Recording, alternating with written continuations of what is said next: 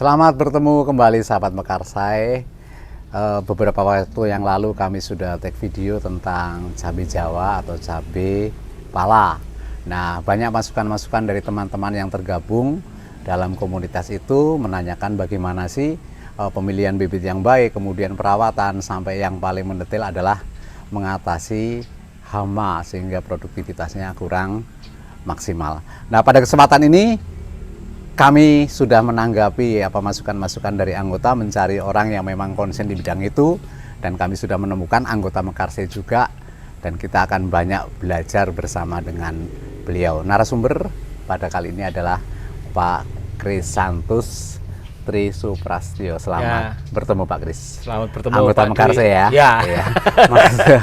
Mas begini Mas, saya panggil Mas aja lah supaya akrab. Beberapa waktu yang lalu kami membuat 2 tayangan video tentang cabai Jawa. Nah, itu. Kemudian masukan dari teman-teman itu ada beberapa kendala, mulai dari pemilihan pembibitan, kemudian perawatan, sampai kepada pasca panen, dan ada penyakit-penyakit yang ada.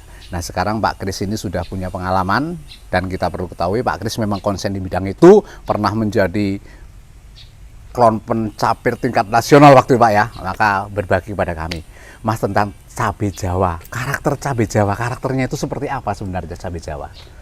Oke, cabai Jawa itu sebenarnya tanaman yang sangat mudah dibudidayakan. Pada prinsipnya dia super mudah lah, karena dimanapun dia mau tumbuh. Yang penting dia tidak membutuhkan tempat yang khusus. Bahkan di pekarangan seperti ini pekarangan yang sempit yang bisa kita manfaatkan untuk bisa mendapatkan hasil. Sebagai contoh di tembok ini saja, ini bisa menjadikan sumber uang untuk keluarga. Dan di pekarangan yang sempit ini lagi dibongkar juga tempat saudara kita ini, lagi dibenahi, yang nantinya akan diisi cabai Jawa, yang sebelumnya juga nanti dikasih sayuran bawahnya sambil menunggu cabainya juga besar. Dan ini tentunya menjadi peluang yang cukup baik untuk Bapak Ibu semua yang punya pekarangan yang nganggur. Ya, jadi kan begini Pak Kris, masyarakat kota alasannya aku nggak punya lahan. Ya sudah, jadi bagaimana mungkin tanah saja harus beli nih. Ya. Nah, itu sederhana. Ada contoh nanti beberapa itu bisa pakai ember bekas, pakai ajir tanaman kayu yang agak kuat seperti itu. Jadi buat gerumbulan satuan itu, satu tempat itu nih bisa jadi hasil juga. Malah untuk seperti tempat bunga hias, karena cabai ini nanti kalau udah ini dari kembangnya, dari buahnya kalau udah ada merah itu jadi cantik juga. Untuk penghijauan pekarangan ada hasilnya. Jadi cukup lumayan. Yang penting kita dari memulai membudidayakan ya seperti disampaikan tadi, memang kita harus memilih dari tanaman yang sehat. Nah, sekarang pemilihan atau mungkin ada sampel nih contoh pemilihan seperti apa kita harus memulai itu Mas. Setidaknya kita nanti ada beberapa hal yang bisa diambil. Setidaknya kita akan ngambil dari indukan yang sehat. Jadi yang pokoknya sehat, yang dia pembuahannya juga udah bagus. Terus ada 2 tipe. Kalau ini diambil dari ujung, dari pucuk ujung ya. Ini ujung udah ada akarnya ini ya, dari memang dari sananya udah ada akarnya. Ini yang paling cepat nanti pembuahannya. Itu karena dia langsung tumbuhnya, nanti dia tumbuh 1 meter itu sudah ada kembangnya. Biasanya seperti itu. Emang ini lebih sulit tumbuhnya. Biasanya gitu. Karena dari ujung itu kalau terlalu muda dia cepat mati. Jadi dia sudah batangnya sudah kuat ya. Sulur ujung tapi batangnya sudah tua. Ada itu yang pertama, yang kedua. Terus ada yang paling mudah cepat tumbuhnya ini. Ini sulur bawah ini. Sulur di bawah itu ya, lebih di bawah kecil ya. Di bawah itu paling gampang tumbuhnya, tapi biasanya panennya juga lebih lama. Itu karena dia tumbuh dulu, nanti setelah tumbuh itu barusan nanti akan tunas baru, tunas besar. Tunasnya yang membesar seperti ini barusan dia akan nyusul. Hanya dia lebih cepat, kelemahannya kelebihannya lebih cepat tumbuh, kelemahannya dia buahnya agak lambat, agak memanjang. Itu seperti sulur dari bawah seperti itu. Dan itu memang ini tanaman ini harus dirambatkan ya Mas istilahnya ya. Kalau nggak dirambatkan nggak bisa tuh gimana?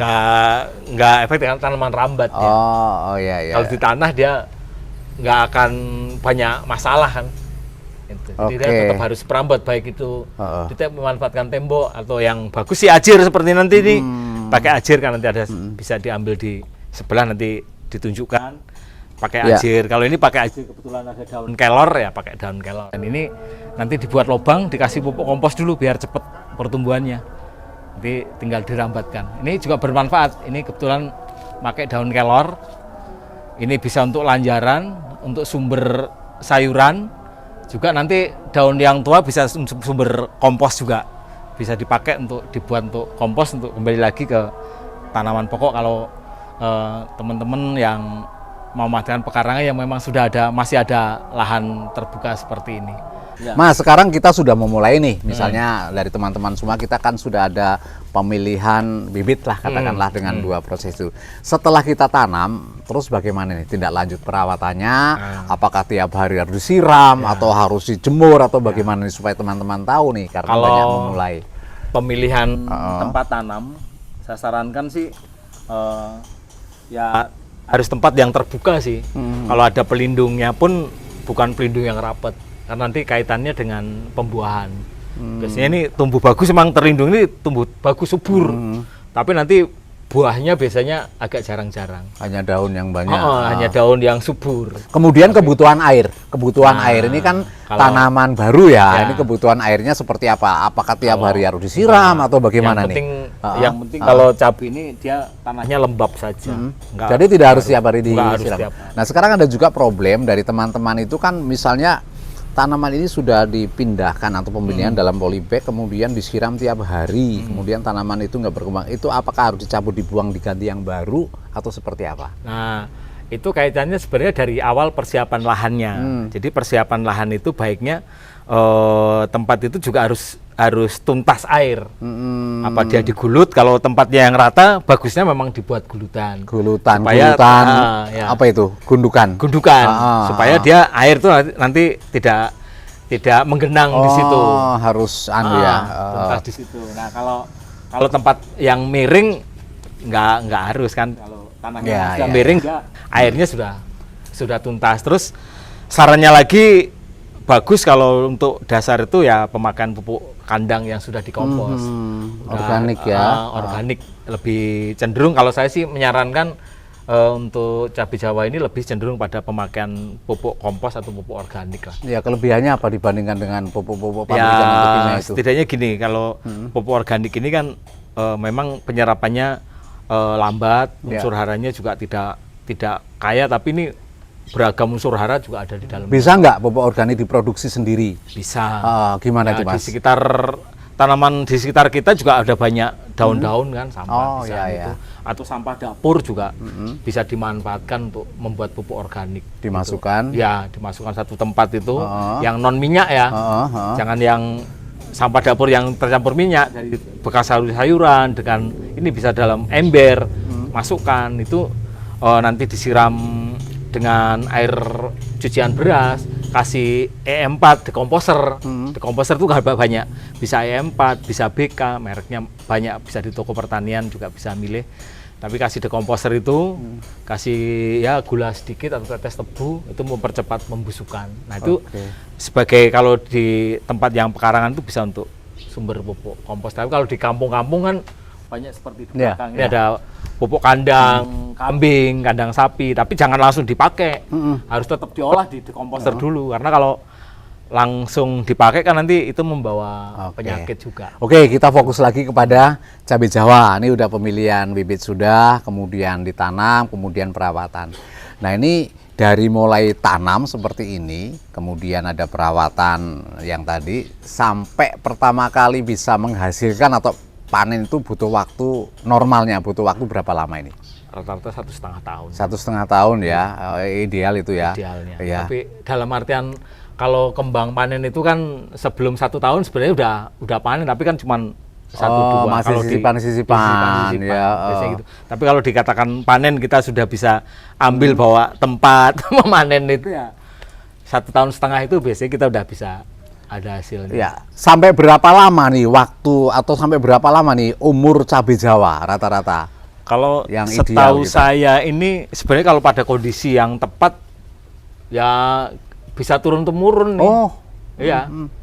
Jadi sangat panjang seperti kayak lada kan, turun temurun bisa itu. Tapi kalau tergantung perawatan kita. Kalau kita mau kembali kepada teknologi nenek moyang kita yang kearifan lokal kan gitu. Itu kan mereka bersumber pada pupuk organik.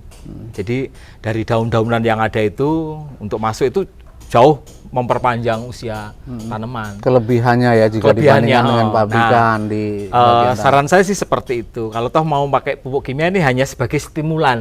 Perangsang dikit aja. Perangsang. Ya. Kita memang tetap butuh pupuk kimia karena pupuk kandang ini ya kita tahu unsur hara utamanya primernya kan tidak banyak.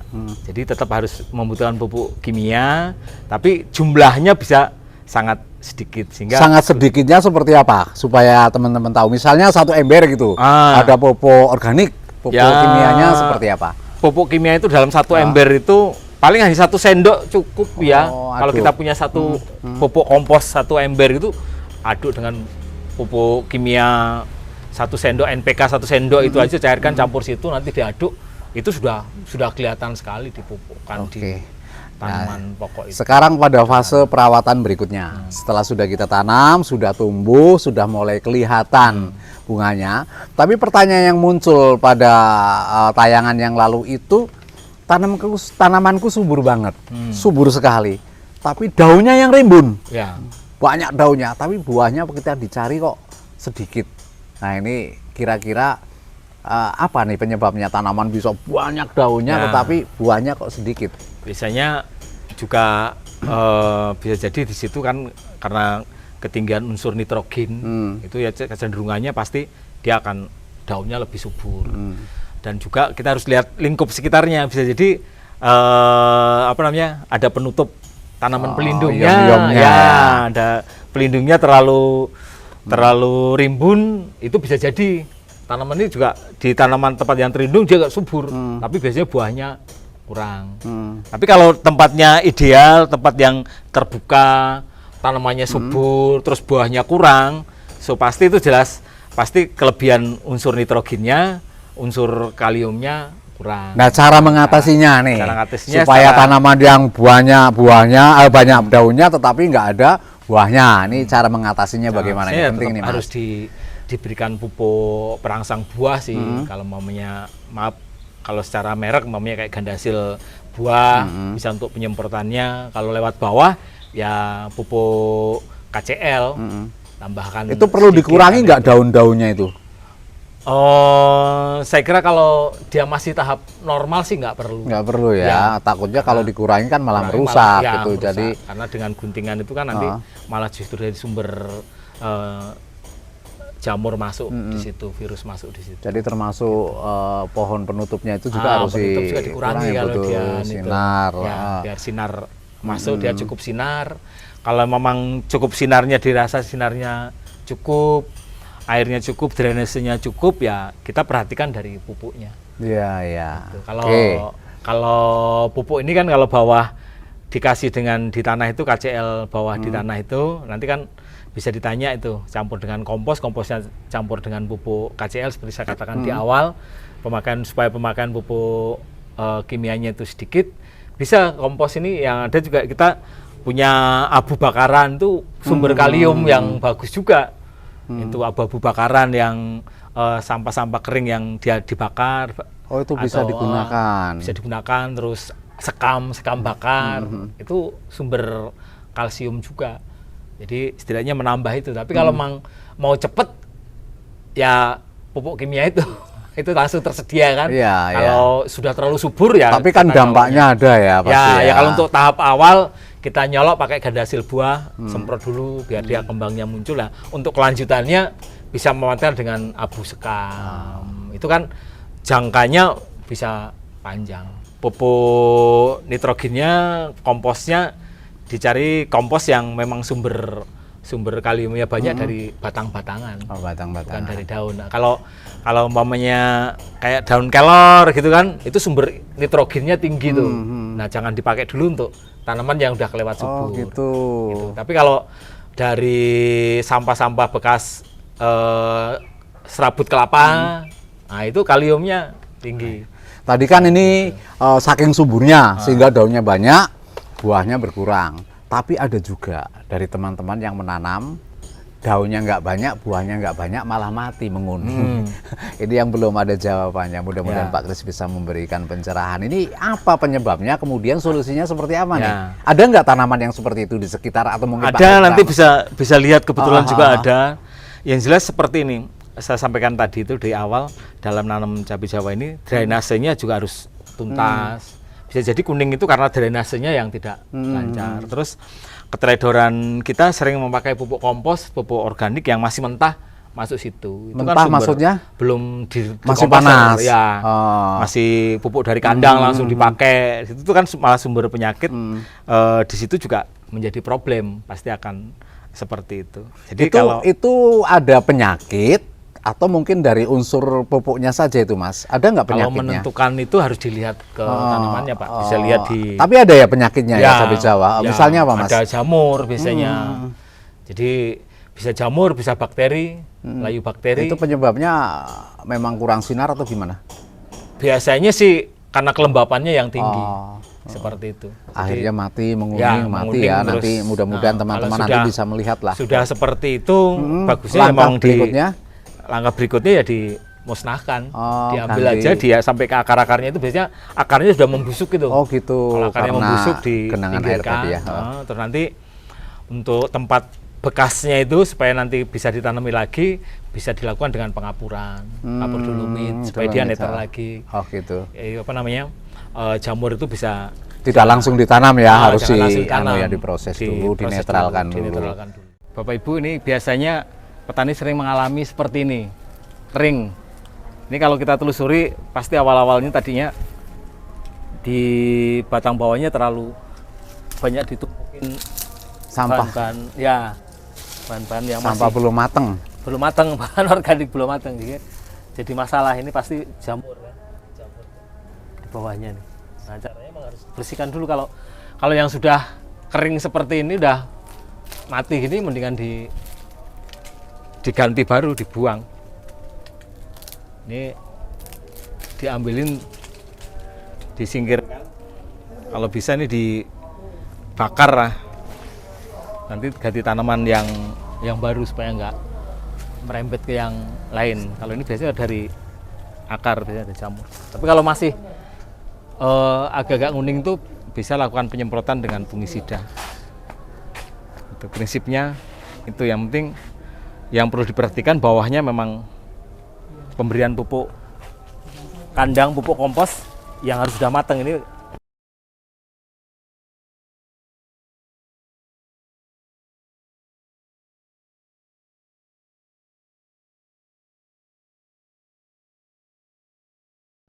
Jadi sarannya kalau tanaman yang sehat mau pakai tambahan pupuk kompos ya pupuk kompos yang sudah matang.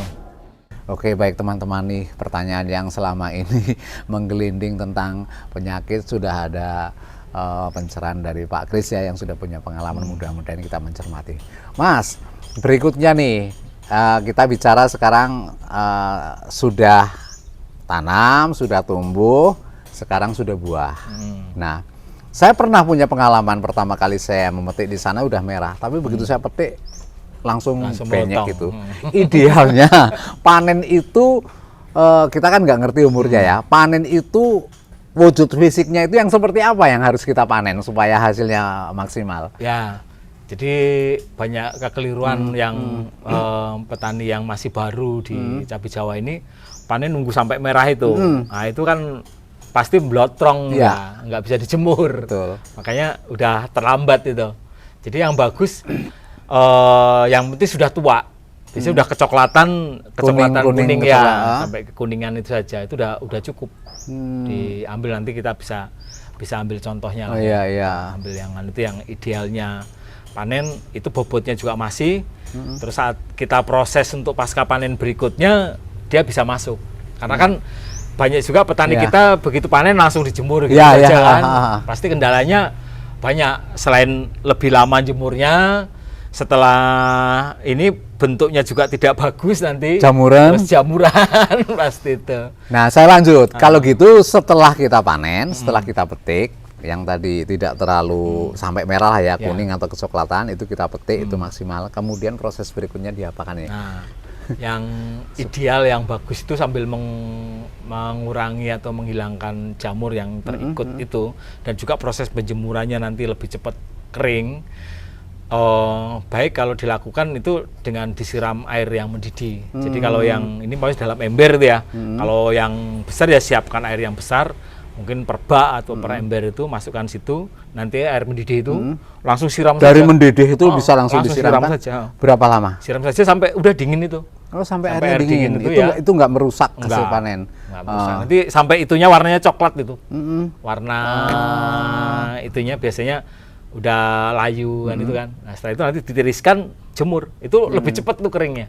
Terus dari situ selain lebih cepat keringnya, dia biasanya bebas jamur sih, tergantung perlakuan berikutnya. Kalau saya sarankan setelah kering patah, patah korek lah ya, udah betul-betul kering kan, udah dipatahin tuh klek, gitu kan gitu. Nah itu langsung masukkan dalam tempat yang tertutup atau plastik, nanti divakum itu, nah, diikat yang rapat sambil nunggu panen yang berikutnya. Jangan panen yang berikutnya juga jangan dicampur itu, harus vakum lagi, supaya ini tetap dalam vakum kan dia bebas dari jamur kan. Iya, dari penjemuran tadi. Penjemuran tadi kan kadang kawan-kawan ada yang menjemur hanya ya kita jemur yang penting kena matahari. Nggak taunya kita tinggal pergi kena hujan atau gerimis. Itu problem. Problemnya seperti apa? Maka sering banyak kita lihat di kampung-kampung itu kan jemur di lantai gitu saja kan. Lantai nanti kena hujan. Nah, itu pasti keringnya nanti jamuran juga jelek. Kalau kita sarankan sih tetap di tempat lah, ditampa atau di tikar atau beralas lah, jadi biar hasilnya juga bagus. Nanti kalau biasanya orang tinggal pergi, kalau kita memang panennya banyak, ya buat tempat khusus lah, pakai plastik, di terlindung plastik. Waktu panas dia kena panas, waktu kita pergi ada hujan, nggak terkena hujan. Andai kata sudah terlanjur, namanya orang nggak ngerti, cuaca nggak menentu ya, kita jemur, tiba-tiba kita pergi sebentar, nggak tahu kehujanan. Itu ya, ada tindakan lanjut atau mungkin ini atau gimana itu? Masih apa? Dia udah setengah kering ya, bagusnya cepat dituntaskan saja. Jadi dipindahkan dari tempat yang semula, dia lebih dijarangkan ya, supaya dia lebih tuntas. Itu kalau dibiarkan di tempatnya itu saja kan nanti tetap tumbuh jamur itu, sehingga biasanya kalau keringnya itu kalau ditumpuk terus jadi putih, jamur itu jelek kan. Tapi jadi kalau setelah kering sampai patah korek, masukkan plastik yang divakum ya. Vakum artinya benar-benar ya, kalau umpamanya kita nggak ada vakum kan cukup diikat, nggak ada udara masuk lah ya. Ada keluar. Oke, ini dari pasca panen teman-teman yang supaya bisa produksinya sampai pasca panen benar-benar ini. Nah, saya tertarik dari teman-teman yang punya kendala khususnya penyakit tadi. Ya, ada yang daunnya menguning, ada yang ini kemudian sampai harus dihabiskan gitu. Sebenarnya kalau memang belum seberapa parah katakanlah, masih bisa diselamatkan. Prosesnya itu untuk menyelamatkan seperti apa? Kalau masih kuning, masih ada tanda-tanda seperti itu ya kita coba satu buka dulu di bawahnya itu supaya dia di perakarannya itu sambil dilihat perakarannya kalau masih sehat, itu tanah di sekitarnya itu dibuka, terus nanti ditabur dengan dolomit bawahnya. Setelah dolomit terus atas bisa kita semprot pakai fungisida macam-macam lah, ada yang kontak sistemik kan itu. Nanti di toko pertanian juga banyak lah minta yang obat jamur untuk biasa untuk tanaman gitu. Nanti lakukan penyemprotan sesuai dengan prosedurnya. Kalau dia memang dia karena jamur biasanya akan pulih. Tapi kalau di perakaran itu sudah yang tumbuh busuk ya harus dibongkar. Nah, Mas Kris, sebelum sampai pada titik penghujung, itu perawatan yang ideal, yang intens itu seperti apa tanaman cabai Jawa ini supaya benar-benar ini kan tanaman turun-temurun katanya. Itu kalau kita sudah ada yang sederhananya perawatannya seperti apa sih? Kalau sederhananya kalau kita punya kebun gitu ya, kalau saya sarankan sih pertama sebisa mungkin hindari pemakaian racun rumput lah. Itu biarkan kalau ada gulma, selama gulma itu tidak terlalu mengganggu, biarkan. Paling yang dibersihkan hanya sekitar pokoknya saja. Kalau yang di tempat yang lain kan selama dia tidak tinggi, direndahkan saja, karena itu untuk menjaga kelembapan tanah saat kemarau kan gitu. Jadi itu juga sumber bahan organik juga bagian itu. Terus karena kalau akar cabai ini kan juga kemana-mana ya, menyebar. Jadi kalau kita pemakaian pupuk, pemakaian racun rumput itu juga bisa jadi dia akan mengganggu ke tanaman pokok juga. Tuh, paling kalau rumput ini kalau yang dia tumbuhnya ada berbatang, berkayu, yang itu aja yang menjadi semak gitu. Jadi jadi kalau semak. rumput-rumput yang katakanlah Yang batang biasa, basah seperti biasa ya, tapi kalau sudah tumbuh yang kayu itu yang ini. Jadi rupanya rumput juga ada manfaatnya untuk menjaga kelembapan ini ya Pak Kris ya. Itu perawatan sendiri. Apakah untuk berikutnya ini kan ini namanya tanaman ini kalau sudah menghasilkan kan kita jaga. Apakah perlu ada apa ya namanya bahasa Jawanya dicoker-coker atau gimana itu namanya? Harus ada penambahan nutrisi nutrisi ya. Kalau saya sarankan sih tetap kembali ke kompos, karena kalau pemberian kompos yang sudah matang di situ, tanah itu nggak perlu dicoker, dia otomatis sudah gembur sendiri. Karena di situ apalagi kompos yang sudah mengandung mikroba kan, dia akan menggemburkan tanah secara otomatis, jadi tidak itu. Jadi kalau kita gabungkan dengan teknologi modern pemakaian pupuk kimia, kalau mau pakai itu, saran saya sih jangan langsung pupuk kimianya. Jadi pupuk kimianya bisa diaduk dulu dengan komposnya, didiamkan dulu sampai dia wujudnya hilang, dia sudah menyatu dengan pupuk kompos, barusan dia dimasukkan. Itu akan lebih efektif penyerapannya. Biasanya untuk tanaman-tanaman seperti cabai Jawa, lada itu justru akan bagus seperti itu pola pemupukannya. Kalau kita pupuk kimianya langsung di sekitaran batang pokok itu kecenderungannya buah memang bagus, tapi sesaat. Biasanya berikutnya nggak lama ya. Umur tanamannya dia cepat mati. Biasanya seperti itu. Prospek dari cabai Jawa ini kedepannya seperti apa? Karena Pak Kris kan punya pengalaman ini mendampingi atau punya ini. Ada yang sulit nggak sih untuk pemasaran? Karena kata orang ini mah gampang. Itu gimana Pak? Kalau kita kan di pinggiran kota ini, ini kita punya tanaman di pinggir jalan gini aja, itu orang bawa motor kadang-kadang mampir, udah nanyakan punya apa cabai nggak, seperti itu. Itu betapa mudahnya sebenarnya jualan. Kalau enggak pun, kalau kita punya hanya panenan rumah tangga ya, di rumah tangga sampai dengan 3-5 kilo bawa ke pasar gitu aja. Jadi 5 batang sebenarnya ya, 5 rumpun itu sebenarnya kalau kita ini udah lumayan juga, tidak perlu lahan banyak ya. Ya, itu kalau di perkotaan, di lahan sempit, di pinggiran kota yang mau memanfaatkan pekarangannya untuk cabai itu, kalau sekali tahu aja udah pernah jualan, itu besok pedagang itu udah pada datang nyari gitu. Tapi kalau yang punya lebar, pasti dicari. Orang